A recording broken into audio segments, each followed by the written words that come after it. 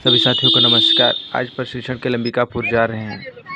आज ये वीडियो को पूरा देखें, आपका पूरा भविष्य बदल देगा। शुरू से अंत तक देखें। संभाग और बस्तर संभाग में, ठीक है ना। यदि आप इसी को देखेंगे कि टोटल ग्राम पंचायतें कितनी हैं, ठीक है, तो 11,000 में से लगभग 5,500 इन्हीं एरियाओं में है, ठीक है ना। इसको थोड़ा सा और आगे जाते हैं आपको समझ बनाने के लिए। देखिए, ये एक आंकड़ा है, आपको नहीं दिख रहा होगा ऊपर वालों को, मैं पढ़। ये जो एरिया है ये पूरा की पूरा 61% हिस्सा है। कितना प्रतिशत हिस्सा? कितना प्रतिशत? यदि छत्तीसगढ़ का 100% भौगोलिक क्षेत्र बोलेंगे तो उसमें से 61% हिस्सा जो है आदिवासी क्षेत्र है। कितना प्रतिशत? तो बचा कितना 100 में? जल्दी बोलो। 39% भौगोलिक क्षेत्र ही सामान्य क्षेत्र है। तो बड़ा कौन सा, 39 वाला कि 61 वाला? 61% हिस्सा आदिवासी क्षेत्र है और वहीं पे पेशा लागू होता है। और पेशा जनरल कानून नहीं है, सामान्य कानून नहीं है, वो विशेष क्षेत्र में विशेष अपवाद और रूपांतरण के अधीन लागू होने वाला कानून है। इसका मतलब हम आज पूरे 61% हिस्से पे बात करेंगे, 39% हिस्से पे बात नहीं करेंगे। जनरली स्टेट में बैठे हुए लोग, रायपुर में बैठे हुए लोग जब इस प्रदेश के लिए जब नीति नियम बनाते हैं तो कैसे देखते हैं? पूरा प्रदेश एक बराबर, ऐसा देखते हैं कि नहीं देखते? पूरा प्रदेश एक बराबर है करके वो लोग कानून बनाते हैं। कानून उनको 39 के लिए अलग बनाना चाहिए और 61 के लिए अलग बनाना चाहिए, तभी आप उम्मीद कर सकते हैं। ठोक दिए, सरगुजा में ठोक दिया और वहां पे बस्तर में कर दिए, वो रिजल्ट देगा क्या? नहीं देगा, वो आपके ऊपर लागू ही नहीं होगा। तो कैसे होगा? नेक्स्ट अब हम पेशा के पृष्ठभूमि पर जाते हैं। पेशा के पृष्ठभूमि उसको समझने के लिए थोड़ा एक्चुअल में ये पेशा है क्या चीज और पेशा की एक्चुअल मंशा क्या है, तो इसको देखेंगे। तो मैं जब समाप्त किया था उस समय ये था कि अनुसूचित क्षेत्रों में त्रिस्तरीय पंचायत व्यवस्था लागू नहीं होगी। क्लियर है यहाँ तक है?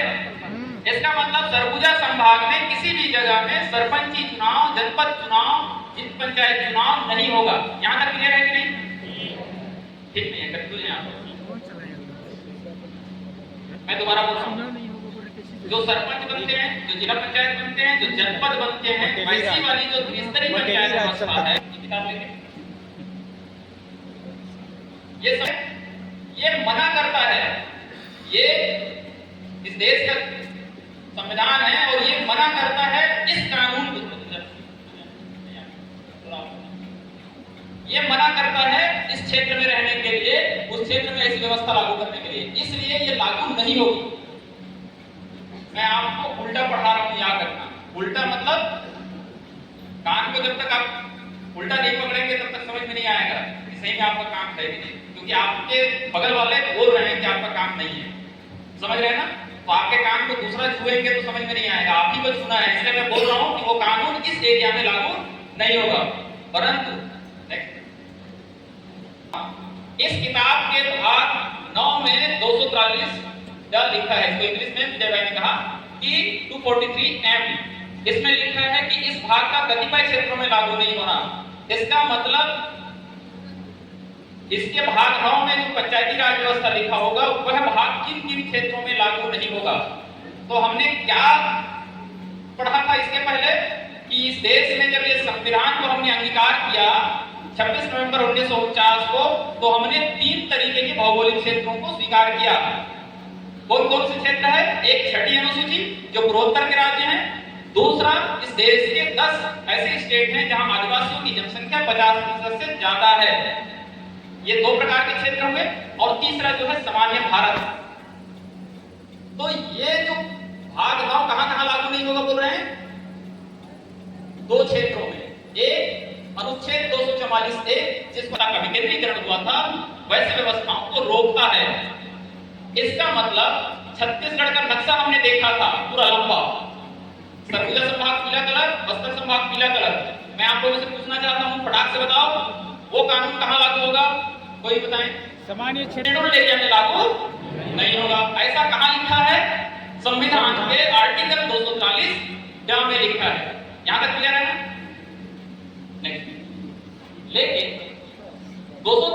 जाके पहला 4 में संविधान में लिखा है कि संसद को ही पावर है वह कानून के द्वारा इसके जो अच्छे प्रावधान होंगे, पंचायती राज के नहीं, उसको तो पहले ही बाहर कर दिया, जो अच्छे प्रावधान होंगे किसके, जो संविधान के भाग 9 में लिखा होगा उसके अच्छे प्रावधानों को खंड एक मतलब 244 एक के खंड में वह अपवाद और रूपांतरणों के अधीन रहते हुए विस्तार कर सकती है। यहां तक थोड़ा समझना है, ठीक है। संसद को ही पावर है, स्टेट को पावर नहीं है।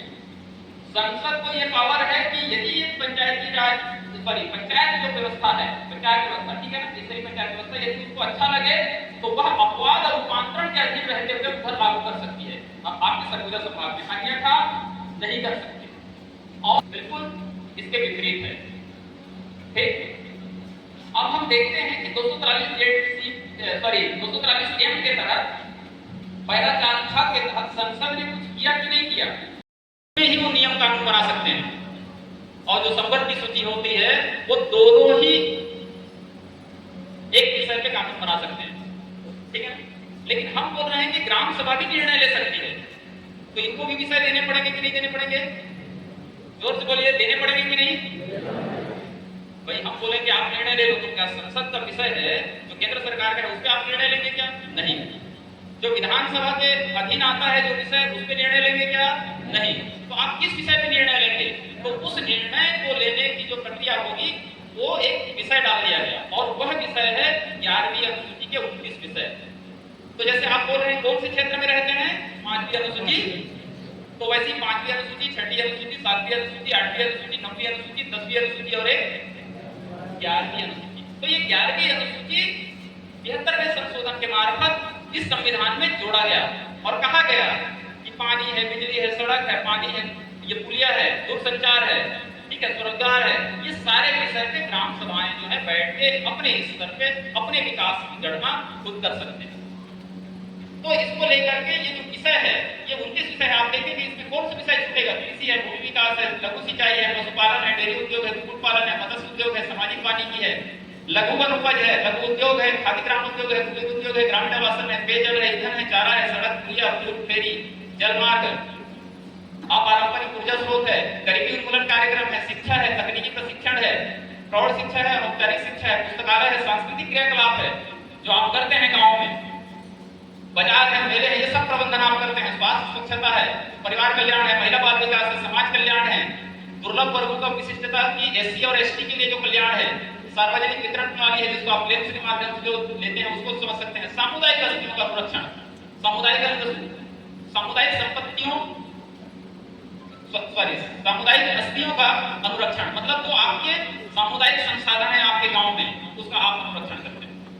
ये जो 29 विषय हैं, इस विषय पे आप निर्णय लें, हमें कोई आपत्ति नहीं होगी। ऐसा विधानसभा और ऐसा लोकसभा कह रहे हैं, ठीक है ना। मतलब शासन आपको ये कह रहे हैं कि इन विषयों पे आप निर्णय लें और आगे बढ़िए। नेक्स्ट, तो ये 19 विषय आपके लिए तय किया गया, ठीक। ये जो 73वां संविधान लाया गया, सत्ता को बनाना पड़ेगा। ये देश किससे चलता है? ये देश किससे चलता है? तो जब ये संविधान को हमने अंगीकार किया, इसको हमने स्वीकार किया, तो इस संविधान को स्वीकार करते समय ही हमने 3 भौगोलिक क्षेत्र को एडॉप्ट किया, स्वीकार किया। कितने प्रकार के भौगोलिक क्षेत्र को? 3 प्रकार के भौगोलिक क्षेत्र को। और वो 3 प्रकार के भौगोलिक क्षेत्र कौन कौन से हैं? कुछ ऐसे क्षेत्र जो गवर्नमेंट ऑफ इंडिया एक्ट के 1935 में जो अनुच्छेद 99 और 92 थे, उसमें पहले से लिखा गया था कि टोटली एक्सक्लूडेड एरिया कौन सा है, मतलब पूर्णतः अपवर्जित क्षेत्र कौन सा है, और आंशिक अपवर्जित क्षेत्र कौन सा है। ये कब लिखा था बोल रहा हूं मैं? 1900, जोर से बोलिए, कब लिखा था? और उस समय ये पूर्णतः अपवर्जित क्षेत्र हुआ करता था, ठीक है ना। वैसे ही बस्तर संभाग भी पूर्णतः अपवर्जित क्षेत्र हुआ करता था।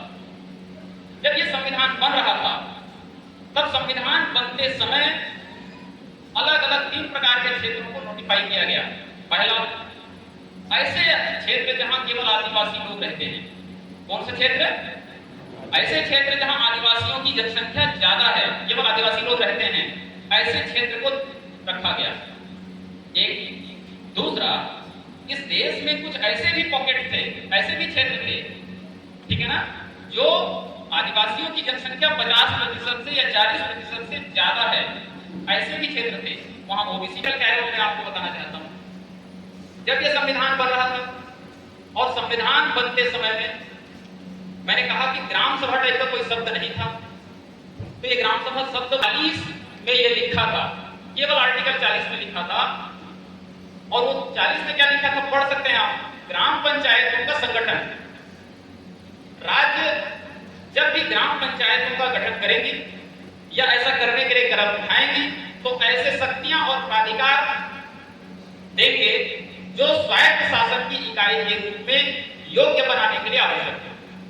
इसको सरल भाषा में ऐसा समझते हैं, क्योंकि पंचायत जो है स्टेट लिस्ट में है, आपने पहले सुन लिया, तो स्टेट गवर्नमेंट को यह जिम्मेदारी दी गई कि जब भी स्टेट जो है पंचायतों का गठन करेगी तो आज ऐसा लिख दिया गया। तो ये स्वायत्त शासन की इकाई आपके गांव को कब बना देना चाहिए था? 1951 में, 1961 में, 65 में, 70 में, 80 में। नहीं बना। बना क्या? नहीं बना।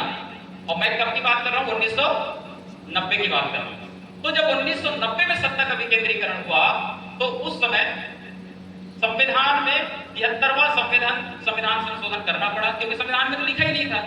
आप कैसे सत्ता का विकेंद्रीकरण करेंगे? क्योंकि ये देश संविधान से चलता है। आप कोई भी नियम कानून बना लेंगे तो चलेगा नहीं, वो उसी के अंदर में आना चाहिए। तो नेक्स्ट यहां पे सवाल है, अनुसूचित क्षेत्र में त्रिस्तरीय पंचायत व्यवस्था, मतलब जैसे सामान्य भाषा बोलेंगे सरपंची चुनाव वगैरह, ग्राम पंचायत, जनपद पंचायत, जिला पंचायत नहीं हो सकता। कहां नहीं हो सकता? 5वीं अनुसूची क्षेत्र में सरपंच, जनपद और जिला पंचायत नहीं हो सकता। लेकिन आप बोलेंगे जिला पंचायत अध्यक्ष बैठे हैं, कितने लोग हैं? सरपंच हाथ खड़े करेंगे। सरपंच कितने लोग हैं? हाथ खड़े करेंगे। जनपद कितने लोग हैं? हाथ खड़े करेंगे। थोड़ा से मैं पीछे जाना चाहता हूं आपको प्लीज। 1990 में सत्ता का विकेंद्रीकरण हुआ, रिपीट कर रहा हूं बार बार।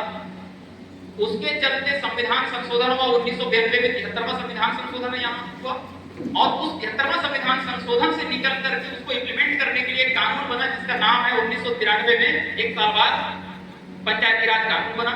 अलग अलग स्टेट ने पंचायतों की व्यवस्था बनाई और लास्ट में कहा गया इसी जगह में वो पंचायती राज व्यवस्था सरगुजा संभाग में लागू नहीं होगी। लेकिन जब ये कानून जब बना और इम्प्लीमेंटेशन की बात आई, तब क्योंकि मध्य प्रदेश हुआ करता था उस जमाने में, और चिट्ठी दिल्ली आई, दिल्ली से भोपाल आया, भोपाल से सरगुजा अंबिकापुर आया और अंबिकापुर में भी सरपंच बना दिए गए 1993-94 में। आपको याद होगा, जो पुराने सियान होंगे सबको पता है। यहाँ सरपंच नहीं बना सकते थे ऐसा संविधान कह रहा है, लेकिन आपने 93-94 में आपने पूरे जगह ये 5-7 जो जिला होगा सरगुजा संभाग को उसमें सब में सरपंच बना दिए।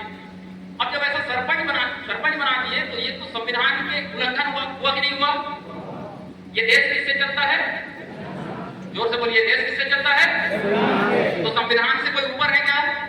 तो जो इम्प्लीमेंटेशन करने वाले अधिकारी थे 1993-94 में, जो भी पूर्ववर्ती सरकारों में जो भी सेवा में रहे होंगे अधिकारी, उनसे गलती हो गई, सरपंच नहीं बनाना था, बना दिए। अब बन गया तब लोग वोट में चले गए साहब कि भाई ये संविधान ऐसा कर रहा है।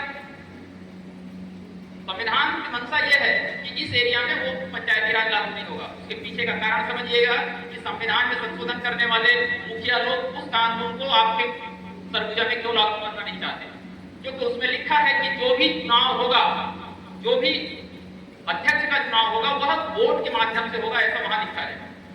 आप सबको याद होगा, आप रिलीजन परंपरा से शासित होते हैं, आपका एक सेल्फ गवर्नमेंट रूल होता है अपने अपने गांव का, अपने समुदाय का, उससे आप शासित